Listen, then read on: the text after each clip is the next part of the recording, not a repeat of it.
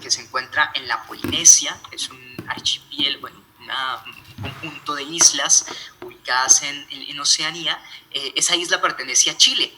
No sé si ustedes sabían, donde se encuentran estas estatuas gigantescas. Allá también se habla español.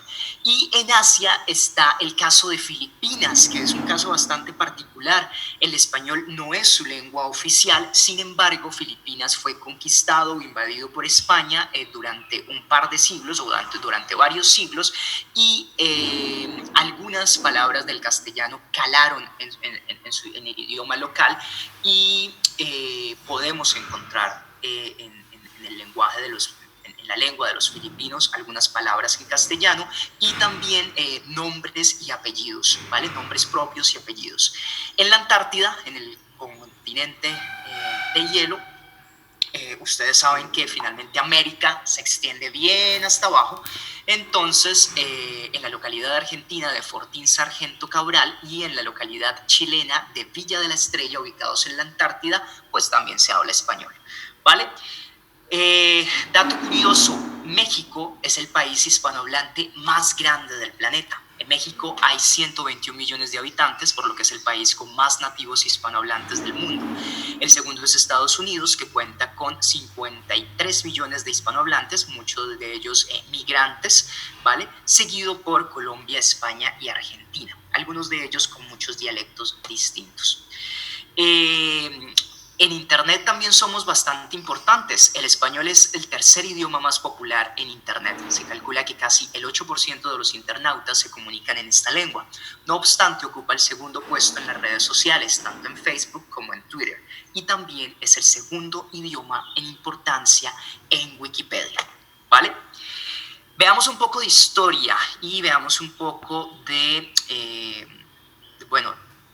de la importancia lingüística de nuestro idioma. El español forma parte de la familia de las lenguas indoeuropeas. El español pertenece a la rama de idiomas indoeuropeos, que es una clasificación que establecen los lingüistas para determinar las lenguas que son medianamente parecidas. Entonces existen varias familias, entre esas la indoeuropea, que se habla, que tiene presencia en Asia, Europa, ¿vale? El español pertenece entonces a los idiomas indoeuropeos que se hablan en un tercio de la población mundial en la actualidad. Algunas lenguas también forman parte de esta rama, algunas lenguas que forman parte de esta rama idiomática se encuentran el inglés, el alemán, el francés, las lenguas escandinavas, las lenguas eslavas y algunas lenguas indostánicas.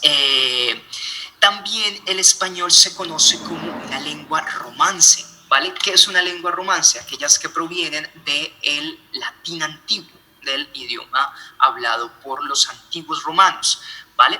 Incluso cuando estudiamos el origen del castellano, lo que encontramos es que es una derivación del latín. Recuerden que Roma tenía el antiguo imperio romano tenía una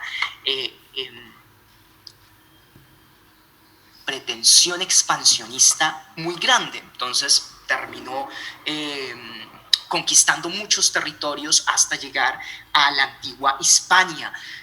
La península ibérica, territorio donde hoy se ubica España, era conocido por los antiguos romanos como Hispania, ¿vale? Y cuando los romanos llegan, ese latín clásico antiguo se empieza a vulgarizar y se empieza a mezclar con las lenguas de otros pueblos asentados en ese territorio, y finalmente pues va surgiendo el castellano. Vale. El español se remonta hacia el siglo XIII, aunque los expertos no se ponen de acuerdo a la hora de establecer el momento exacto en el que el español se separó del latín. Existe cierto contexto sobre que el español nació cuando el rey Alfonso de Castilla estableció el castellano como lengua oficial en el siglo XIII, ya que esto ayudó a darle forma a la lengua. Como ustedes saben, cuando Cristóbal Colón viajó a América en 1492, el idioma ya había evolucionado lo suficiente, tanto que los hispanohablantes actuales, aunque con ciertas dificultades, podemos entender algo del castellano antiguo. Y es precisamente en ese momento cuando el español pasó a convertirse en el idioma de Latinoamérica. Muchas palabras del español proceden del árabe. Sucede que desde 1711, cuando se produce la conquista árabe del sur de la península ibérica, hasta su expulsión, hasta la expulsión de los árabes, de los musulmanes, durante los reinados de los reyes católicos, pues fueron más o menos 7 siglos de presencia de los árabes en la península ibérica, y esto influenció sin duda al castellano. Se calcula que más de 4.000 términos del español provienen de esta lengua. Ejemplos, está buena parte de las palabras con A, ¿vale? Aceituna, azúcar, almohada, arroz, y una que es tan popular y de uso cotidiano como el ojalá, ¿vale? Alá es el Dios de los musulmanes, y la palabra traduce que Dios quiera, que Dios tenga en gana que las cosas sucedan, ¿vale? Entonces, el ojalá que tanto utilizamos proviene del árabe. Y su significado en castellano es ese, tal cual como en árabe, que Dios quiera que las cosas sucedan. Bueno, antiguamente, justamente por este encuentro entre árabes y cristianos, y recuerden que Castilla, que era un reino del norte de la península ibérica, que fue quien finalmente terminó apoderándose de toda la península en un momento, pues era un reino cristiano, ¿vale? Y por eso a los reyes, a quienes patrocinaron los viajes de Cristóbal Colón, se le conoce como los reyes católicos. Había una alianza entre esos reinos y la iglesia, y este conflicto que hubo durante muchos años entre los árabes ubicados en el sur de la península ibérica y los reinos cristianos del norte, llevó a que por mucho tiempo al castellano se le conociera como el idioma de los cristianos, ¿vale? Incluso hoy en día se utilizan frases como, bueno, cuando háblame en cristiano. ¿Qué significa eso en cristiano? Es decir, cuando algo es muy complejo, bueno, eso lo utilizaban más los abuelos, creo que hoy en día está un poquito en desuso, pero de ahí proviene esa denominación, ¿vale? Hablar en cristiano significa hablar claro, decir las cosas sin titubeo, sin eufemismos, sin adornar, e ir al punto, ¿vale? Entonces, antiguamente el castellano era conocido como cristiano. Cuando los árabes llegaron al sur de España, la mayor parte de la población utilizaba esta palabra para diferenciar a las personas que hablaban castellano de las que hablaban árabe. El español, tal y como lo conocemos hoy, es fruto de un proceso de transformaciones de más de un milenio que involucra a diversas lenguas de los habitantes de la península ibérica y sus influencias. El español llegó al continente americano a través de los sucesivos viajes de Cristóbal Colón y las oleadas de colonizadores que buscan nuevas oportunidades. Lo hemos hablado en clase muchísimas veces, la lengua es un organismo vivo, ¿vale? En constante transformación. El castellano que hablamos hoy en día dista mucho del castellano de la Edad Media, o el castellano incluso que escribía el señor Miguel de Cervantes Saavedra en el siglo de oro español, ¿vale? En esos procesos de conquista americana, también muchísimas palabras de los dialectos locales de los nativos americanos se incorporaron a nuestro lenguaje, ¿vale? Lo hablaba hace días con un grupo, con uno de ustedes, sobre todo en nuestro territorio, palabras del lenguaje de los muiscas se incorporaron al castellano colombiano. Cucha, ¿vale? La palabra cucha, que en lenguaje vulgar, popular, hace referencia a alguien mayor, o a nuestras madres, o a nuestras tías, es una palabra muisca que designa a una de las mujeres más viejas, más con mayor edad de la tribu, ¿vale? Recuerden, yo no sé con quién era, octavo o noveno, que hablábamos de cómo se había transformado la palabra guache y guaricha, que no son muy usados en nuestra región, sin embargo en el centro del país son bastante usados. Guache es una palabra, podríamos decir un colombianismo que significa o refiere a un hombre agresivo, violento, que además ejerce su opresión y su violencia hacia una mujer. Guaricha es una palabra usada mucho en el centro del país que designa a una mujer que tiene una vida sexual liberada, ¿vale? Y esas palabras provienen realmente del muisca, del lenguaje de los muiscas, y lo que sucedió allí realmente así fue una transformación de su significado, porque el guache para los muiscas era el guerrero más fuerte de la tribu, hombres con una actitud de poderío, que eran capaces de enfrentarse a todo, y Guaricha era la mujer más bella de la tribu. Entonces, como estrategia de dominación, los españoles fueron transformando el significado de ciertas palabras muiscas justamente para someter y para por debajear a los pobladores, bueno, al pueblo que intentaban finalmente conquistar y dominar, ¿vale? Ese ejemplito, ese pequeño ejemplo ilustra un poco cómo el idioma se transforma, cómo los significados de las palabras mutan constantemente y cómo el idioma es un organismo vivo, ¿vale? Entonces, cuando vuelvan a escuchar guache y guaricha, recuerden que nuestros ancestros muiscas lo utilizaban de manera diferente y que también nuestros ancestros españoles en su estrategia de dominación fueron quienes de a poco le cambiaron el significado y fueron desprestigiando pues, a estas figuras tan importantes de los habitantes del centro del país. Bueno, en fin, el castellano cuenta con aproximadamente 88,000 palabras. En el diccionario de la Real Academia se encuentran recogidas nada menos que 88,000 palabras, algunas de ellas francamente extrañas. No obstante, aunque pueda parecernos una cifra muy alta, el inglés lo supera con aproximadamente 350,000 palabras. Veamos un poco de esas palabras francamente extrañas. Huevos, sin H y con B larga, porque es una de las palabras más raras en español.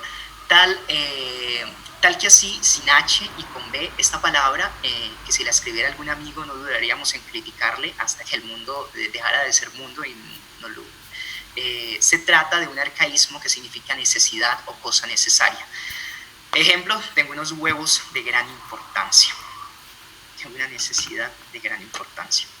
Bueno, el primer documento en español data de 1959. El autor de este documento es un monje del convento San Justo y San Pastor en La Rosuela, en España. Sin embargo, no se trata de un texto de gran importancia en lo que se refiere a su contenido, sino de una lista de víveres y entrega de quesos del convento. La vocal E es la más utilizada en español. La E es la vocal que aparece en más palabras españolas, pero junto con la E hay otras letras también muy utilizadas. La vocal E, A y O, y las consonantes L y S son las que más utilizamos los hispanohablantes en nuestra vida diaria, pero es la letra E la que lidera el ranking con un 16,78%, seguida de la O con 11,96%, la L con 8,69% y la S con 7,88%. En el lado opuesto se encuentra la marginada W con un uso del 0,01%. Dato curioso, otro dato curioso, la palabra que más se usa en español es la preposición de, mientras que la palabra menos utilizada en castellano es esternocleidomastoiditis. ¿Qué es la esternocleidomastoiditis? Es la inflamación del músculo esternocleidomastoideo, que lo pueden ustedes ver ahí en el gráfico, el verdecito que queda en el cuello. Vamos con otro dato curioso de nuestro idioma. Electroencefalografista es la palabra más larga del castellano, con nada menos que 23 letras. Electroencefalografista tiene el honor de ser la palabra más extensa de nuestra lengua, al menos de las que se reconocen en el diccionario de la Real Academia. Sin embargo, ni siquiera se acerca a la palabra más larga del mundo, que cuenta con la friolera de 189.899 letras. Y aunque solamente tienes tres sílabas a un ritmo medio de lectura, tardaríamos 3 horas y media en pronunciarla. Bueno, Esta palabrota es una palabra de habla inglesa que hace referencia a la proteína que cumple una importante función sobre la elasticidad de los músculos. Pero bueno, entonces nos quedamos con electroencefalografista como la palabra más grande, más larga de nuestro idioma. Otro dato, y creo que muchos de los profes, o yo no sé si a ustedes también les tocó, nos enseñaron que en nuestro alfabeto estaban presentes un par de letras que no estaban presentes en otros idiomas. Esas eran la ch y la ey. Pues les cuento que la ch y la ey ya no están en nuestro alfabeto, ¿vale? Aunque muchos no lo saben, la ch y la ey fueron eliminadas por la Real Academia Española en el año 1994. Malas noticias para todos aquellos que la estudiaron como parte del alfabeto. Y sí, a mí me tocó, de hecho. Como inciso, debemos destacar que la H es la única letra que no tiene sonido, salvo cuando va precedida de la C. Antiguamente la mayor parte de las palabras que hoy escribimos con H eran escritas con F en su versión en latín, como por ejemplo farina, que hoy se escribe harina. Bueno, vamos con otro dato curioso. En el año 2010, la Organización de las Naciones Unidas emitió una resolución aprobando la decisión de celebrar el 12 de octubre como el Día del Idioma Español. Recuerden que el 12 de octubre se celebra el descubrimiento de América y es una fiesta nacional española. Ellos le llaman la fiesta de la hispanidad, creo, sí. Bueno, es una fiesta y se había propuesto esa fiesta nacional española como la fiesta de la celebración del Día del Idioma Español. Sin embargo, luego se cambió a el 23 de abril en honor a Miguel de Cervantes Saavedra. En Colombia, la celebración del idioma castellano hoy, 22 de abril, se impuso por medio del decreto 707 del 23 de abril de 1938. Este día, además de ser el Día del Idioma y del Día del Libro, en Colombia se celebra el Día del Bibliotecario y de las bibliotecas, ¿vale? Entonces, ojo a esto. Entonces también es el Día del Bibliotecario, declarado así por la Asociación Colombiana de Bibliotecarios en su reunión 30 en 1958. Es igualmente el Día del Libro en castellano, declarado así por el marco de la UNESCO, por las delegaciones de los países de habla española y el Centro Regional para el Fomento del Libro de América Latina. Bueno, otro dato curioso que pueden ustedes corroborar en este momento cuando accedan a Google. El buscador de internet Google celebra este viernes el Día de la Lengua Española de las Naciones Unidas con un